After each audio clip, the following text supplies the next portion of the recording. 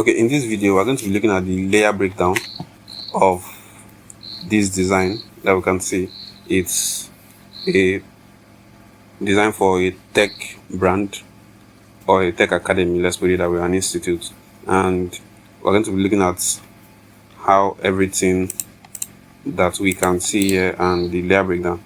It's basically looking at the logic behind most of the things that were done, and technically not even about how you can achieve it on any tool. It's understanding why certain decisions were made and thinking the way or seeing things the way a professional designer sees things. So this is just the image of everything, but let's start from, because it says cyber allied professional course. It's basically talking about tech. That's what this covers. So let's look at the background. Because of the brand's color, anything tech related is mostly blue, purple, yellow and stuff like that. But because of the brand's color, the blue gradient background was first there, and then this was just put there overlaid to give it a gradient feel. And the major thing in this background is this image. Now this image, this is the original image color. This is the original image color. Working on it, I use lighting. I could use screen, but it would be too much because I wanted it to be cool, and so I used lighting for that. And then I started overlaying different effects for texture. So there's almost nothing too much, just small things to give it different kind of feeling, which is just texture. So this is a texture that was done there. And now in my research I decided to play around with the headline. So that is why this headline is this way. It's wobbly, kind of moving, and the shadow to make it feel layered. So there's shadow on the first cyber highlight, there's shadow on professional to make everything here feel layered. And then this text, this can be achieved by either using overlay or coming to opacity or even the fill and just reducing it to your taste. But I decided to use overlay because it's Photoshop, and well, you can achieve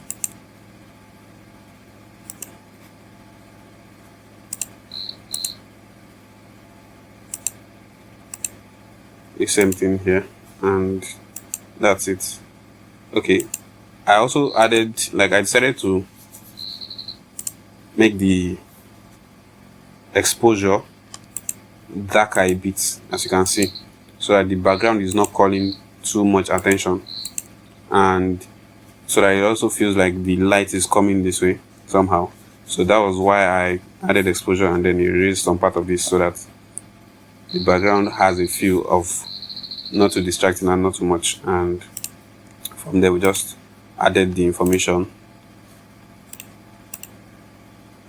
on the design and arranging it. Now here's one thing that you would notice, that any information that is not calling attention is not too big. This is just making sure that we apply hierarchy, overall hierarchy in our design, so that our design is not too distracting. On this one now, the headline is what we need, and then contact information and the call to action. That is the most important. The headline, this information here, the contact info and call to action. That is what was essential in this design.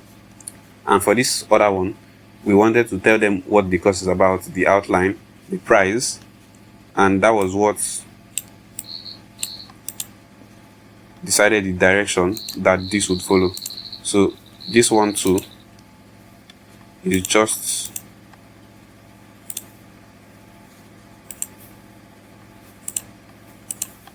I would group those ones, but I did not group it when I was saving this. Okay, I grouped some of them.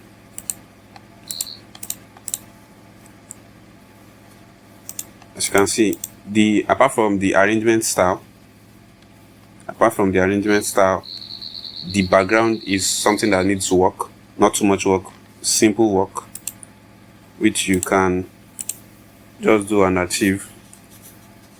This is almost the same image. This image was generated with AI. I think this background has to, okay, here. It has the one in the background here and another one by the side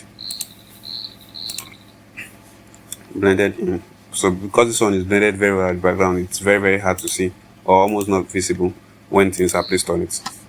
So that's why this one is placed beside here. Also, simple, no stress. Now when it comes to arrangements, that is where a lot of work comes in, because now this design has a lot of information and we want to make sure that they are readable. There's one.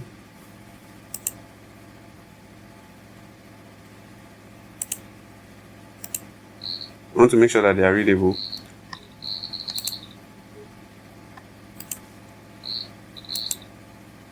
Okay.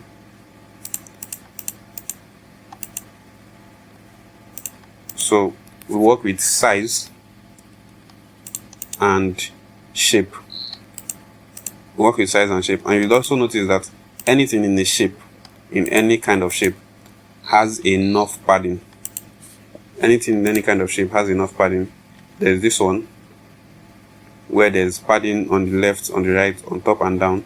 In this one too, there's padding, enough padding. Nothing is touching the edge of the shape at all.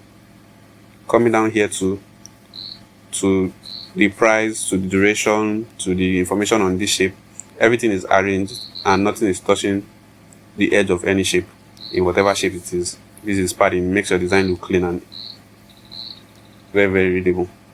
Another thing you notice is everything is arranged very well. Everything is well arranged. I don't want to drag. You'll see here, if you, let's use grids so that you can see. Everything on every line is well arranged. That is why the design is even easy to see. The line here, if you put it here, or we move it in here, you can see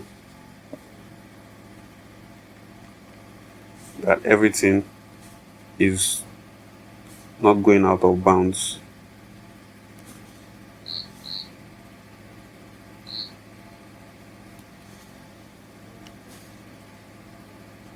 You can see that everything is made sure that it's well arranged.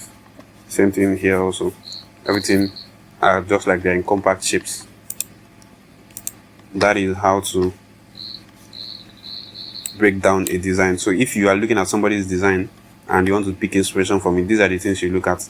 What does the background look like or feel like?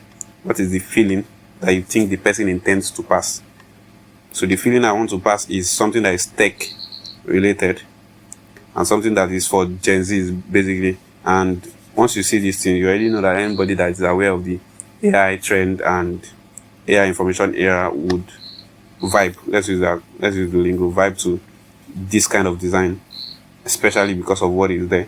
And then we come to the headline or the text. This cyber highlights, the feeling that it's giving because of this effect on the text is also giving that tech vibe. The font on its own too is also giving this I'm rigid but I'm also playful kind of vibe, which is what the tech industry stands for, kind of represents. And there are elements here that are flying around that are just to represent that. But as you can see, this design is not a design that is packing too much elements or too much unnecessary information, and it's also straight to the point. So what do I do after that? I group all these layers and turn them into an image. And what I do is I just group them and press Ctrl E. Now if this design is sharp enough for me, I can leave it, or I just on this layer shift Ctrl A, and with camera raw effects or camera raw, I sharpen it.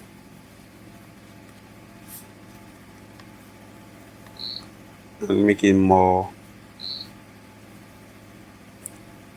sharp. Okay, how do you sharpen it? I don't like touching exposure depending on the kind of design. Because this is dark, I just come to contrast, increase it a bit, like 20. My shadows, can take it down. If I want the white to pop, I can increase white. I come to texture, to like 20 or 30. Clarity between 7 and 9. I leave that. For this, then I'm not touching saturation or vibrance.